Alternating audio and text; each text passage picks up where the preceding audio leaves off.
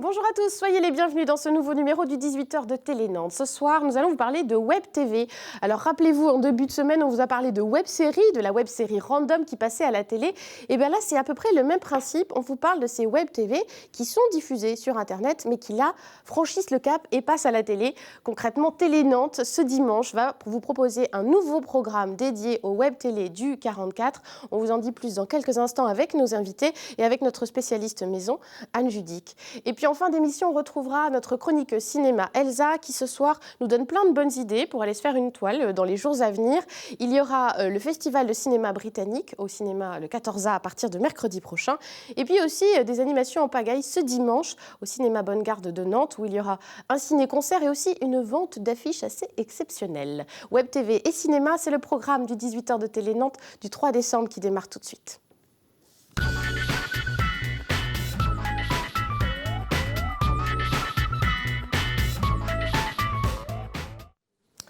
La télé parle aux télés ce soir, aux web télé du département qui vont bientôt faire l'objet d'un nouveau programme sur notre chaîne que vous pourrez découvrir dimanche. Ça s'appelle Du côté des web TV. On en parle ce soir avec nos 4 invités. Bonsoir. Bonsoir. Merci d'être avec nous. Jennifer Traoré et Florent Vélin à ma droite, vous représentez la télé Feta TV. Qui est basée du côté de l'île de Nantes, mais qui parle beaucoup du quartier Malakoff. Notamment. On y reviendra. Et puis Jean-Noël Toubon, bonsoir. Pour Diveo Média, le nouveau nom de Pulséo, hein, c'est ça, donc la télé du pays de Châteaubriand. On en reparlera. Et puis Anne Judic, que vous aurez reconnue, bien sûr, présentatrice vedette du 18h chez vous, que vous retrouvez tous les vendredis soirs sur notre chaîne, qui se balade dans le département de Pontchâteau à Saint-Sébastien, en passant aussi par les quartiers des villes de notre agglomération, comme Haute-Île, récemment aussi à Rezé. Et dans ce rendez-vous que vous connaissez par cœur, eh bien, il y avait toujours aussi un petit moment dédié au Web TV. C'est là que tout a commencé. Il y a 2 ans déjà. Oui, c'était à la rentrée 2013, en fait, dans le 18h chez vous.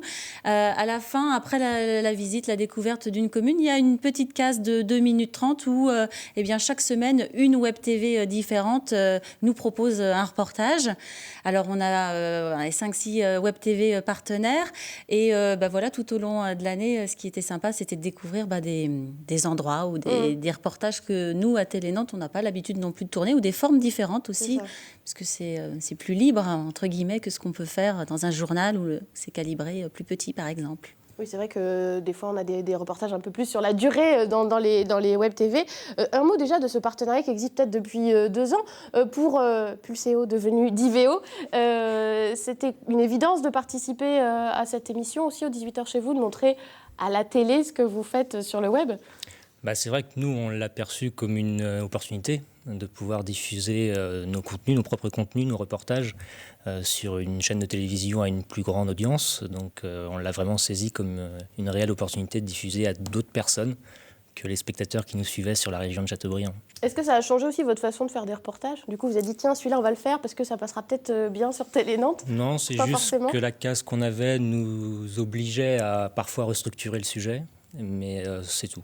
Autrement, non. Parce on est dur, on est exigeant. Pour nous, 2h30, c'est long, mais pour eux, 2h30, c'est très, très court. C'est ça. On n'est pas dans les mêmes formats.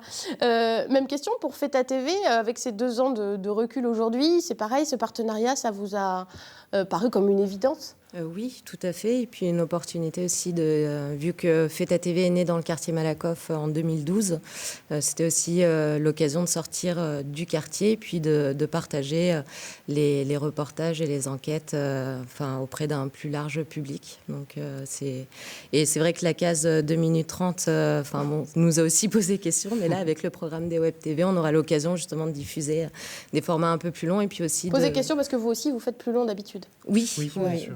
Des formats plus longs qui vont de 6 à 15 minutes en fait. Ouais. Et le 2 minutes, comme dit Véo, on est contraint, donc on est obligé un peu de remodeler, mais c'est aussi un exercice intéressant. C'est ça, on crée sous contrainte, n'est-ce pas ? Tout à fait. Et donc là, l'idée, c'était au bout de 2 ans de se rendre compte ce partenariat, il fonctionne, le rendez-vous est connu maintenant, mais il fallait faire un petit peu plus. Voilà, alors l'idée dans le 18h chez vous, c'était de faire connaître les territoires et du coup, les web TV sont aussi des spécialistes de leur territoire, spécialistes de Châteaubriand et tout ça. Donc c'est comme ça que ça a démarré. Et l'idée d'aller plus loin, c'est pour satisfaire aussi les Web TV qui avaient envie qu'on voit l'intégralité d'un reportage, qui ne soit pas toujours coupé. Là, la case qui va débuter dimanche, l'émission, elle fait une quinzaine de minutes. Il y a 3 Web TV qui sont à chaque fois en diffusion dans cette émission. Donc ça fait en moyenne des sujets de 5 minutes. Donc plus a proche priori, il y a des moins besoin de les jouer couper. Voilà. Nous, c'est parfait. Ouais, On n'a bon, pas besoin de couper du tout. Ouais. On est complètement dans le type de sujet qu'on diffuse déjà sur Internet. Donc, moins de boulot finalement, du coup, moins de boulot. de retravailler derrière. Merci, Voilà, Télénord. c'est ça. Un rendez-vous qu'on retrouvera 2 fois par mois. Hein. Oui, c'est une émission bimensuelle, donc qui est diffusée en première diffusion le dimanche à 18h40. C'est ça, vous avez votre tissage 18h40. Et puis on vous propose de découvrir en exclusivité mondiale le générique de ce nouveau rendez-vous.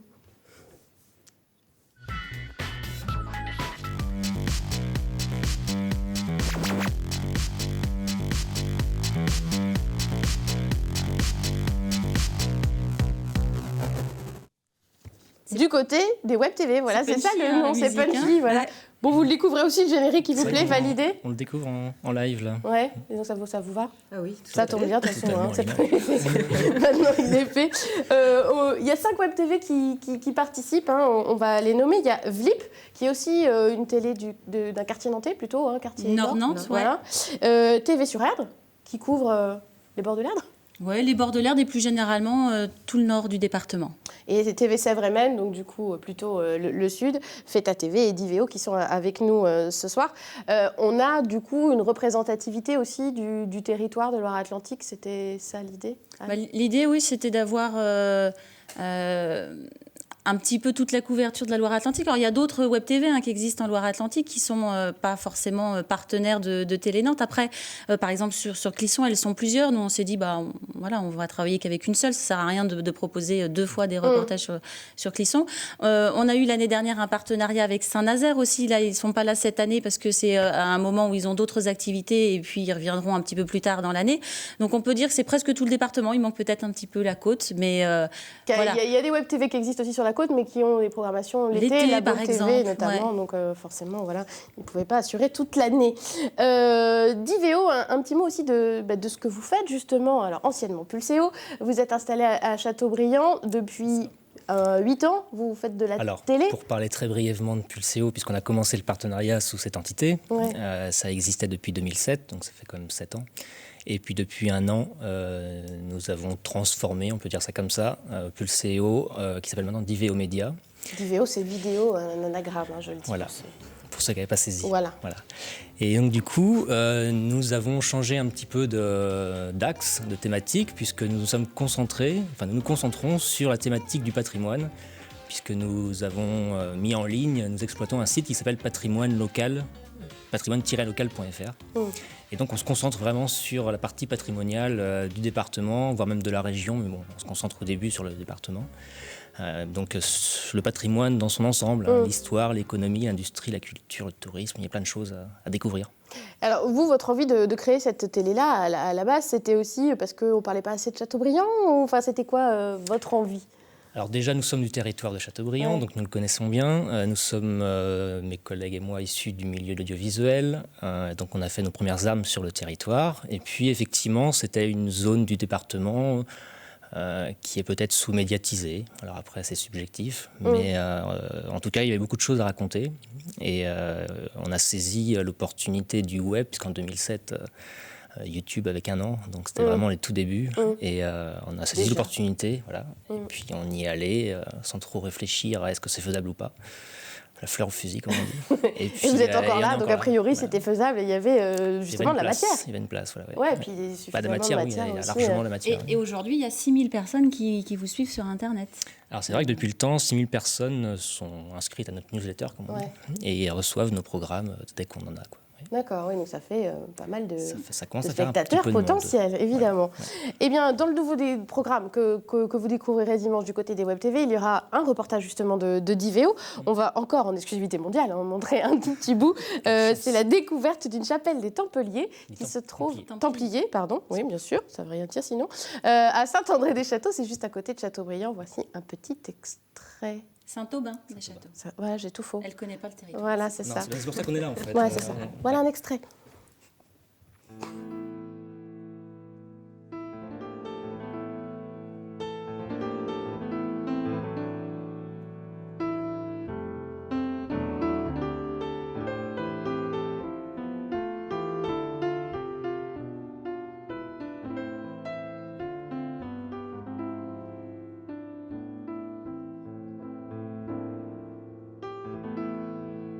Au cours du XIIe siècle, les Templiers remanièrent cette antique chapelle pour en faire l'église de leur commanderie.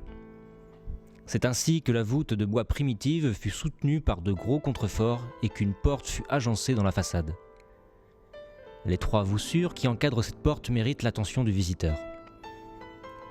Des arbalètes gravées dans la pierre de chaque côté de cette entrée sont un témoignage incontestable de cette présence des Templiers.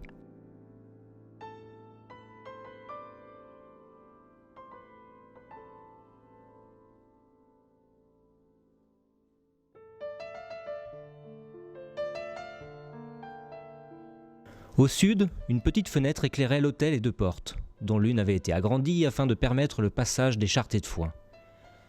Elle servira d'écurie jusqu'en 1910. Et donc voilà, vous pourrez découvrir le reportage dans son intégralité ce dimanche à 18h40 dans notre nouveau programme du côté des Web TV. Donc c'était bien Saint-Aubin des Châteaux. Vous pouvez nous envoyer une carte postale pour vous plaindre parce que j'ai mal prononcé ce nom et parce qu'il me tapait sur les doigts. Vous avez tout à fait le droit de faire ça. Comment vous les choisissez, vous, vos sujets ? Alors, il y en a plusieurs façons de travailler. Soit on reçoit des mails, tout simplement, de gens qui nous proposent des sujets. Soit on feuillete la presse écrite, les médias en règle générale. Ou des rencontres aussi. C'est l'avantage d'être présent sur le territoire, c'est qu'on rencontre les gens quand on se déplace et on nous soumet des sujets. Voilà, c'est un peu comme ça qu'on travaille. Alors, Feta TV, donc vous aussi, vous faites partie de l'aventure. On découvrira vos reportages dans la prochaine session, dans 15 jours, dans le programme du côté des Web TV. Vous êtes une télé de quartier qui parle surtout du quartier de Malakoff, en fait. On est né des suites d'une recherche-action en 2012 donc dans le quartier de Malakoff et dans le cadre du grand projet Ville, pour accompagner justement le projet de rénovation urbaine. Et par contre, on est localisé donc sur l'île Nantes et Feta TV fait partie donc du pôle média de l'association des badauds associés qui tire son expertise dans le domaine de la coopération territoriale et l'intelligence collective. Donc aujourd'hui, on intervient sur des questions de gestion urbaine et sociale de proximité et pas uniquement sur Malakoff, mais sur un ensemble de quartiers de la politique de la ville de Nantes. Donc ça veut dire que Feta TV aussi peut parler d'autres quartiers. Oui, éventuellement maintenant. Oui.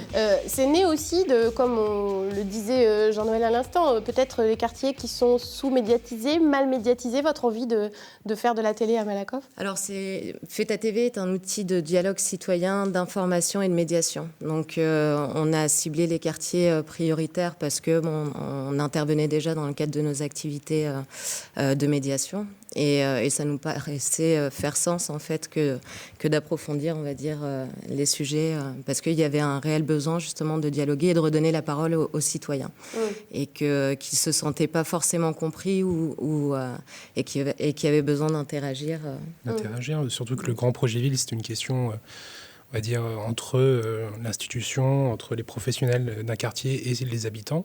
Et on avait proposé effectivement le média comme solution, avec notamment une expérience qui était paysage en chantier, qui posait la question de tiens, comment on peut regarder le paysage autrement, etc., comment les habitants peuvent voir le paysage autrement. Et là, c'était...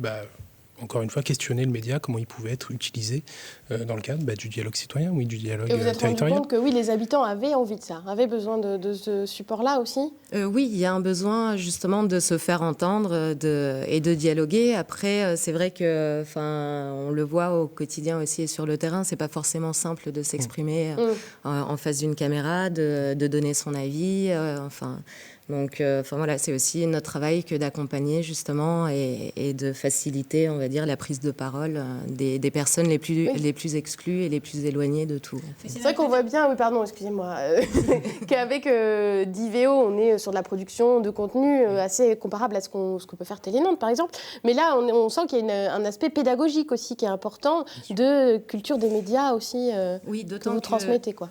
Tout à fait, d'autant que les sujets qu'on développe, en fait, doivent servir de ressources. Donc, c'est vraiment déjà un observatoire, on va dire, de territoire, qui permet de prendre aussi un peu de recul par rapport aux politiques qui sont prises dans les quartiers prioritaires, et puis qui permet aussi de se questionner, en fait, sur les enjeux d'un territoire, sur les changements, sur les questions d'éducation, d'éducation, de gestion urbaine, et sociale. Donc, Oui, j'ai été voir sur le site de Feta TV les derniers exemples de sujets. Par exemple, il y avait une conférence sur la religion, la laïcité.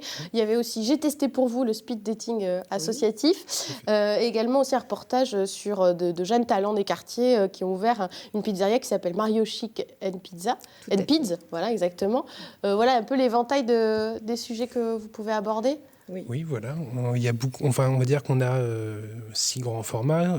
Il y avait Malakoff a des talents. Du coup, maintenant, on s'ouvre sur les politiques, sur les quartiers prioritaires, il va falloir trouver un autre nom que Malakoff a des talents, qui la valorise effectivement un talent, mais en se posant la question, est-ce que le talent, est-ce que c'est que artistique, est-ce que c'est que en tout cas des sciences, etc. Est-ce que c'est pas le talent de la citoyenneté? Est-ce que c'est pas celui qui entretient un immeuble, etc. au quotidien? Donc voilà, on essaie de trouver la question du talent d'une autre manière. Les talents invisibles, en fait. Les talents invisibles, voilà. J'ai testé pour vous, justement, qui là essaie de tester un dispositif, un service. Mais là, c'est nous qui sommes en position de testeur en se disant, tiens, comment ça marche, en fait? Avec des questions simples qui essayent de montrer et de faire comprendre comment fonctionnent les services, des dispositifs en place dans un quartier notamment. Est-ce que le fait d'être une web TV aussi, ça vous permet de tester tous les formats que vous voulez? Enfin, c'est vrai que vous êtes peut-être moins contraint que la télé diffusée avec le CSA. Voilà, vous faites un peu ce que vous voulez.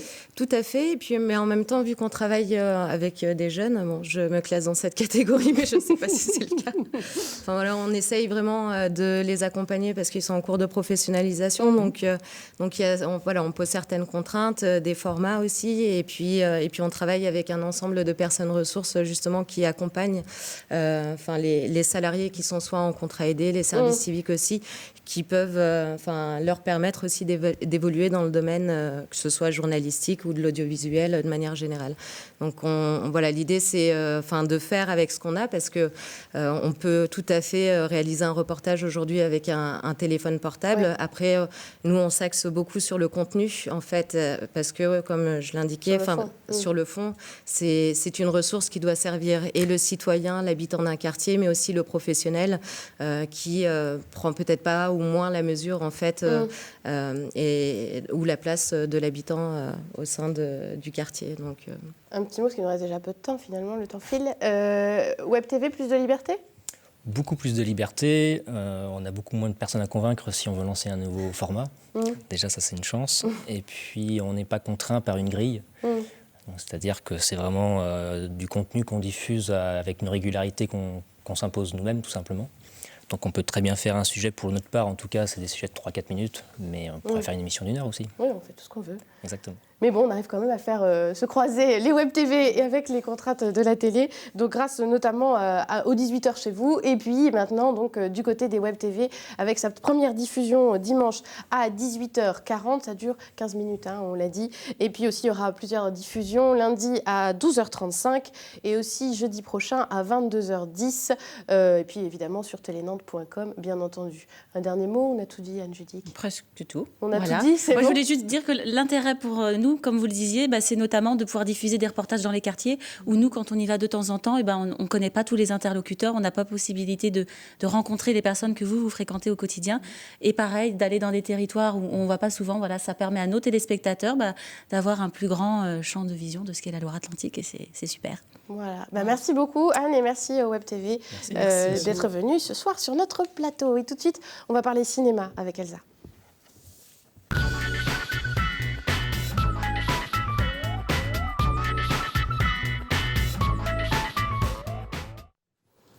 Et avec Elsa, on va faire le plein d'idées sorties ciné. On va parler de cinéma britannique et aussi un petit focus sur le cinéma Bonne Garde. Bonne garde, bonsoir Elsa. Bonsoir Alice. Alors on va parler un petit peu anglais avec vous. Oui, C'est alors ça, on va parler cinéma anglais. C'est On tout. va éviter de parler anglais parce que déjà à la radio je me ridiculise, mais au moins on ne voit pas ma tête, donc j'ai un peu moins honte. Donc là je ne le ferai pas. Donc 20e édition du Festival Universilé britannique que nous aimons beaucoup à Nantes. 17 films.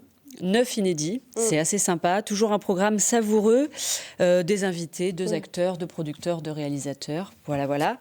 Et Juste un petit mot pour dire, en fait, Universiné, alors c'est né à l'université, c'est aussi pour ça que ça s'appelle comme ça, c'est un partenariat avec les profs d'université. C'est un jeu de mots. Oui, voilà, qui vaut ce qu'il vaut, et qui change de pays à chaque fois. Enfin, il y avait eu Universiné allemand, il y a italien, et il y a russe. Le russe aussi. Il y a le russe, Voilà. Et le festival espagnol, mais qui est un peu à part maintenant, parce qu'il a pris une ampleur démesurée. Il a pris son indépendance, son envol. C'est un peu ça, C'est voilà. ça. Donc revenons à nos moutons britanniques. Revenons à nos moutons avec donc des films très récents. J'ai envie de dire des grands classiques, Un poisson nommé Vanda, qu'on a tous vu, qui date de 88. Mais dont on se lasse pas. Jamie Lee Curtis, voilà, on ne s'en lasse pas, cette chouette comédie. Et puis Kingsman, qui est sorti l'année dernière, qu'on aime beaucoup, avec Colin Firth, très très drôle.